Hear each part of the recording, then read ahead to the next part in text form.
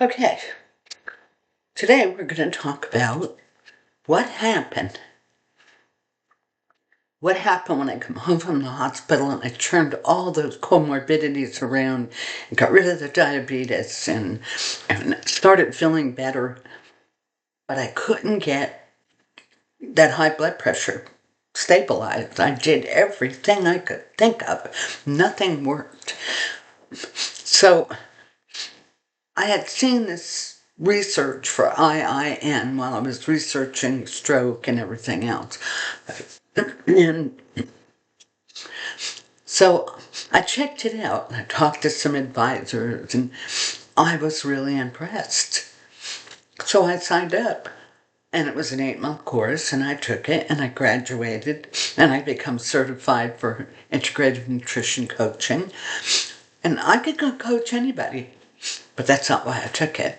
I took it because I wanted to find out how I could fix me. I wanted to know what I could do for me as a person.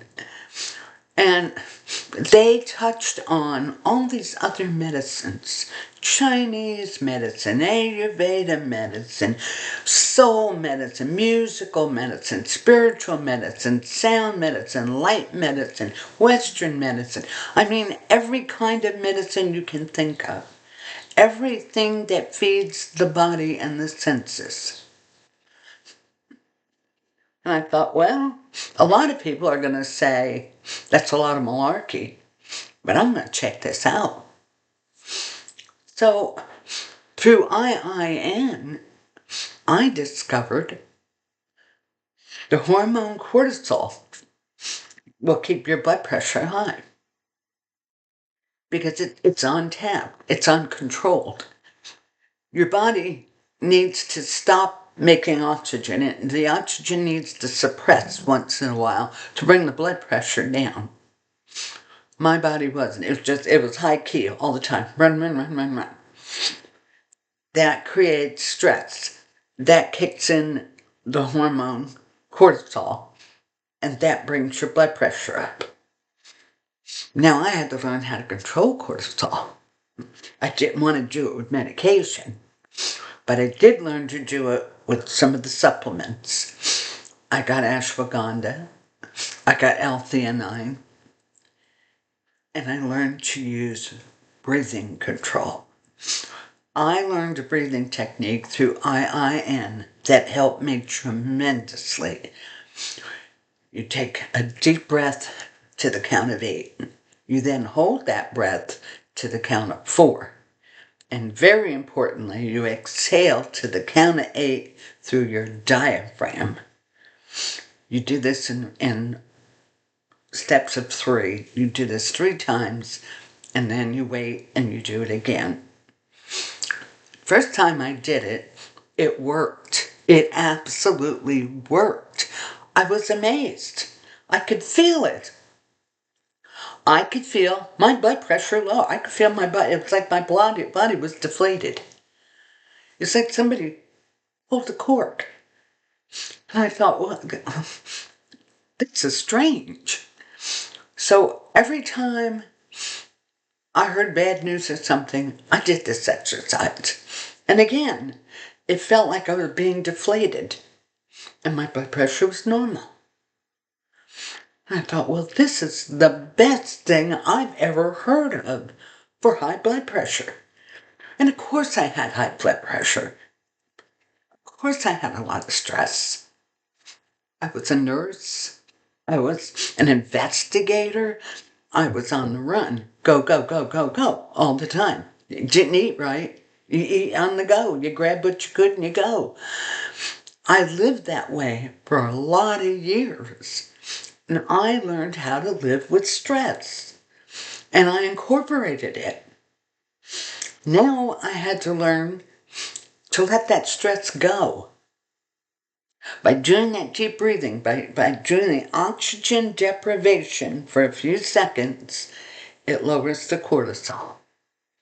I was amazed. I was like a kid in a candy store. I thought, I wonder how long it'll last. Well, I'm checking it every day. I'm trying it every day. I was my own guinea pig. I was.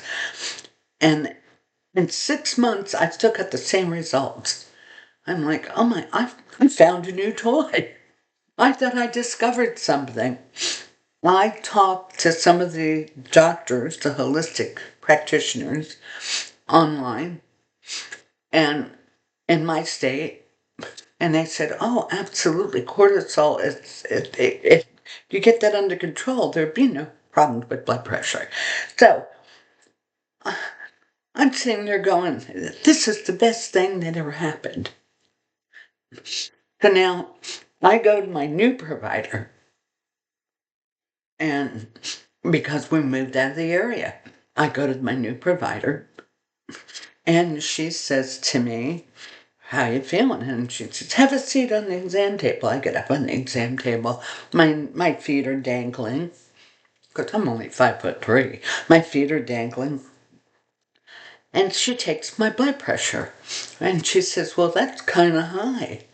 And I said, really? She said, yes. I said, well, not for nothing, but my feet are dangling, my back is not supported, my arm is not supported, you got it hanging down the side of my body, and you're going to get a reading anywhere from 40 to 70 milliliters higher automatically. That's a fact. Cleveland Institute and Johns Hopkins University have both proven that many, many times. She just gave me a dirty look. And she said, well, this is how we've been doing it, and this is what works, and we know we're the professionals. And I said, yeah, and you're the ones that sell the medication. And this is true. I'm sorry, but most providers are medication salesmen. They're drug dealers. That's what they are. Yeah. And she said, I'm going to give you something for your blood pressure. And I said, why? If it's normal, shouldn't be taking anything. And so she said, okay. And she said, well, your EGFR was a little bit high. And I said, yeah, because I came to you because I had a UTI and I had a cold and I needed an antibiotic and I was dehydrated. And you insisted on doing a GFR. So, of course, I'm going to have urine and, I'm going to have bubbly urine. I'm going to have everything because I am sick. I have an infection. And she says, well, okay, whatever. So she gave me the prescription for the urinary infection, and I left. I got home, got the prescription, and I got home. And her nurse called me and said, well, she wants you to take Farxiga. And I said, well, that's not going to happen. And she said, well, she thinks it's important because you have kidney damage. And I said, I don't know anybody who actually gets kidney damage from pre-diabetes or from an acute kidney injury. And I'm not going to take this drug. It costs $850, and the side effects are horrendous, and it's known to cause loss of your lower limbs. I'm not going to take it. She said, well, you could take Jardiance or something. I said, again, it has the same side effect. It's known to cause loss of your lower limbs. Well, she really wants you to take it. And I said, well, how about we do this? How about she goes and gets it and pays $850 for it. And a year from now, let me know if she still got both her feet. How about we do that? She hung up. So I'm looking at this, and here's the thing. People don't realize it. They will tell you there's no such thing as kickbacks, but there are kickbacks for drugs. Absolutely kickbacks. They don't call them that anymore. They call them educational rewards. They call them prizes. Just anything but kickback. But they are kickbacks. Why? If they want to they want to pay somebody, a nurse practitioner, for instance, they'll send a salesman on a day when she's not busy. And they'll meet in her little office, and he'll sit down and she'll stand up and give him a lecture about why this drug is so good to use.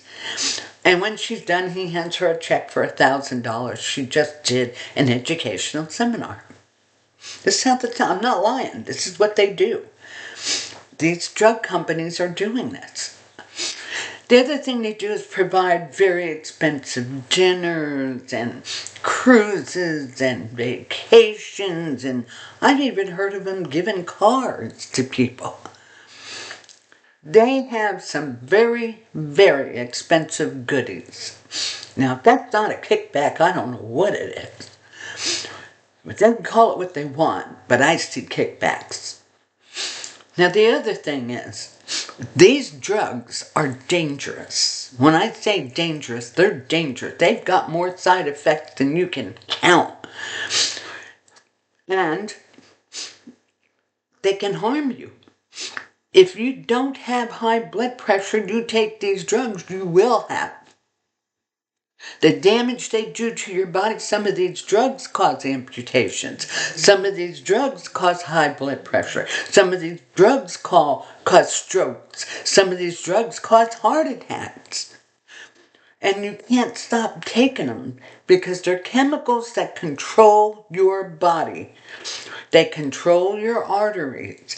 If you suddenly stop taking them, they can give you a stroke or a heart attack.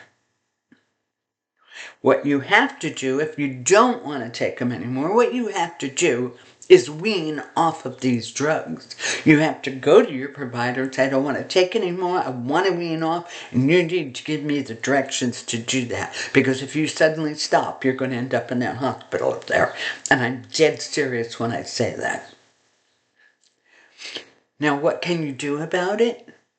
Same thing I did. I said, I'm not going to take this.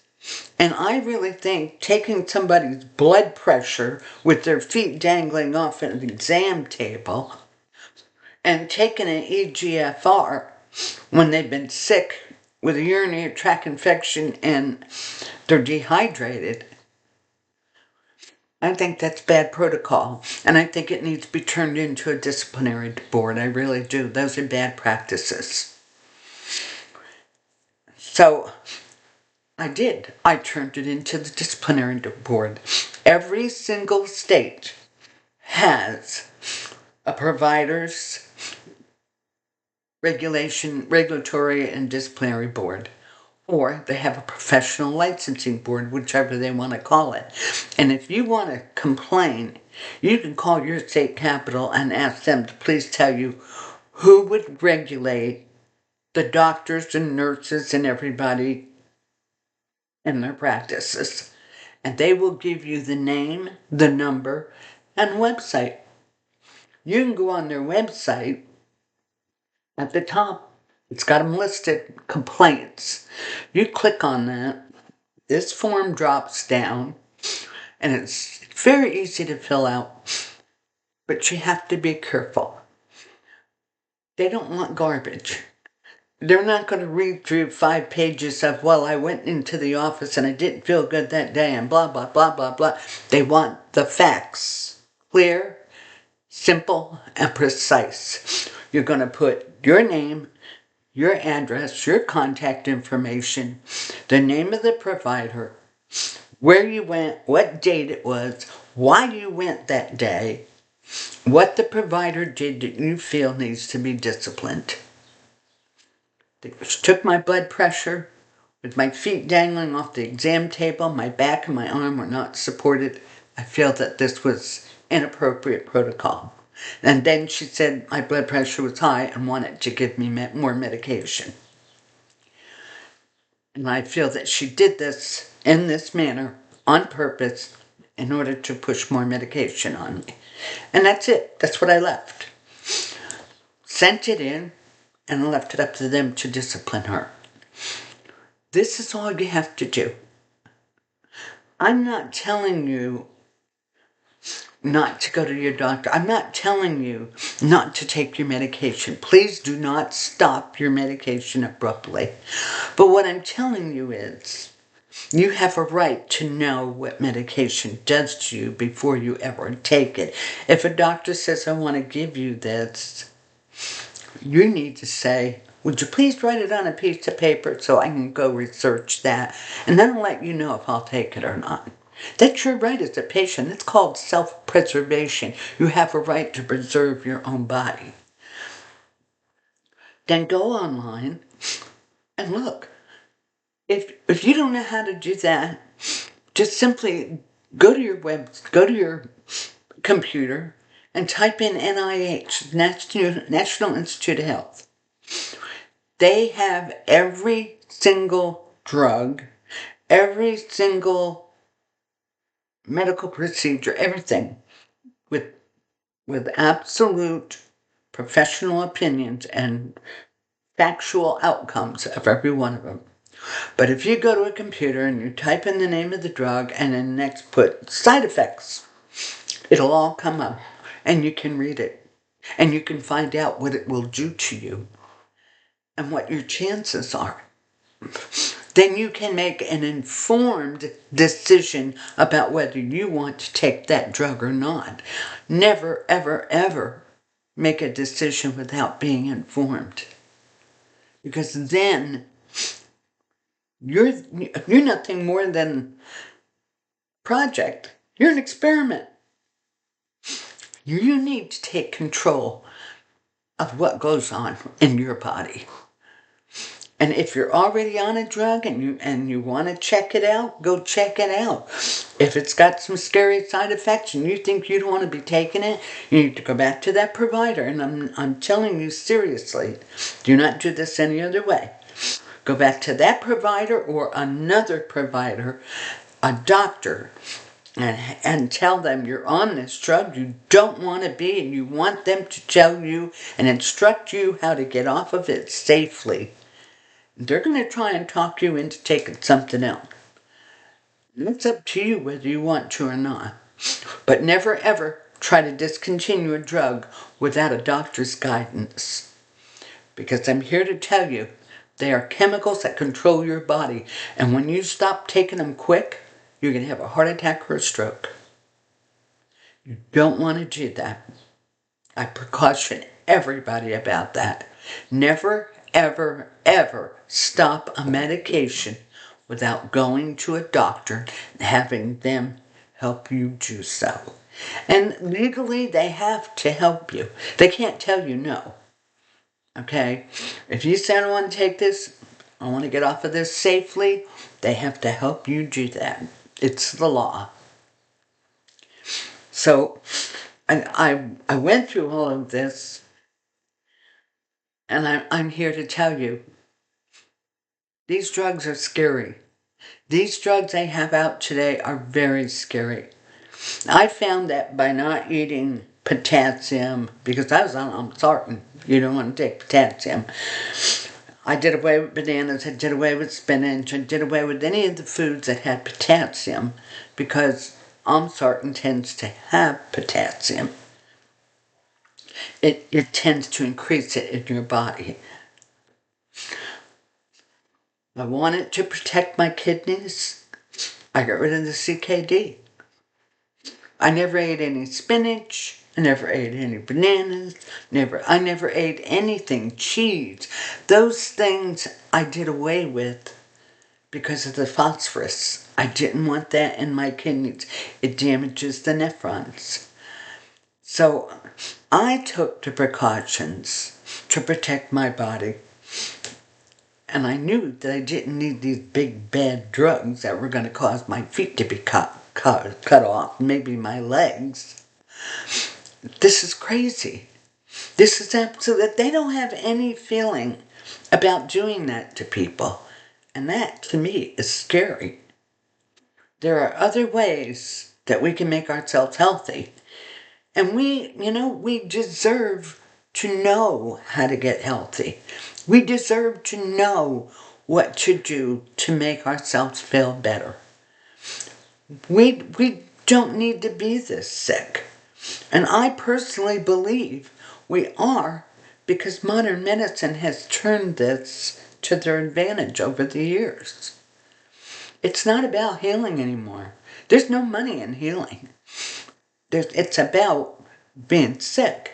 It's about making somebody stay sick so they keep making money. To me, that's a very sick way of doing something. But there's something you can do about it. If you think somebody is doing you wrong, you have a right to complain. And complain you can. You can complain to the AMA themselves. There's a lot of things you can do. And as we go through these videos, I will explain every one of them to you. And there's a lot of times when providers get angry and say, well, I think you need to find someplace, another provider. I tell them that's fine. I leave the office. I call my lawyer and I say, I just had a provider abandon me as a patient. Discontinuance of care. And he didn't take the time to find another provider to hand me over to. I got an automatic win for the severest type of malpractice there is. And they know. They know I was a nurse. They know I was an investigator. They know I'm going to nail them. If they do something wrong and I see it, I'm going to nail them. It's my duty to do that. It's my duty to keep them from harming other people. And everyone over 65, it's your duty as a Medicare recipient to keep them from hurting people. It's your duty to turn in the wrong doings. So stay with me, join me again for more of my journey, and I'll tell you some more things that will shock you.